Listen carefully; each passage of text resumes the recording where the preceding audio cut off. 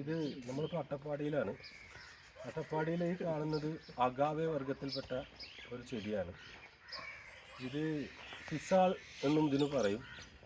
ഈ അഗാവെ എന്ന് പറഞ്ഞു കഴിഞ്ഞാൽ, അഗാവെ എന്ന് പറഞ്ഞാൽ നിങ്ങൾക്ക് മനസ്സിലായിട്ടുണ്ടാവില്ല. നമ്മൾ അത്യാവശ്യം മദ്യപിക്കുന്ന ആൾക്കാർക്കൊക്കെ ടെക്കില എന്ന് പറഞ്ഞൊരു മദ്യത്തിനെ കുറിച്ചിട്ടൊക്കെ അറിയണ്ടാവും.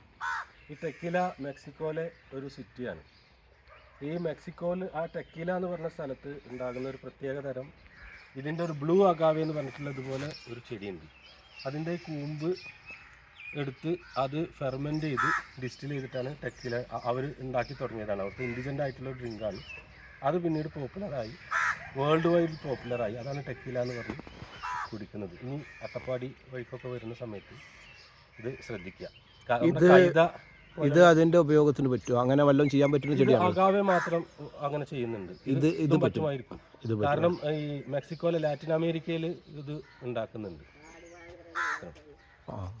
നമ്മളെ കൈതൊക്കെ ഈ അഗാവെ സ്പീസീസിൽ പെട്ടതാണെന്നാണ് തോന്നുന്നത്. ഇത് പക്ഷെ വളരെ വലുതാണ്. ഇത് നമ്മുടെ നാട്ടിൽ കാണുന്ന വളരെ വലുതാണ്, വളരെ വലിയ.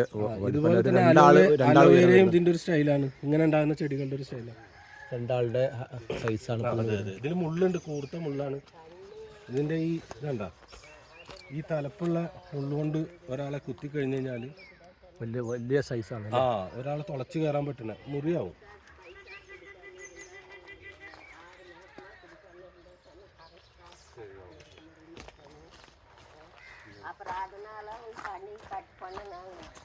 அப்போ ரகலையாகி ஸ்டேஷனுக்கு போய் எல்லாம் பண்ணியிருக்கிறேன் சார். தண்ணி எல்லாம் விட்டாங்க சார். குடிக்கிற தண்ணி வெள்ளத்துக்கு வேண்டான்னு சொல்ல மாட்டாங்க.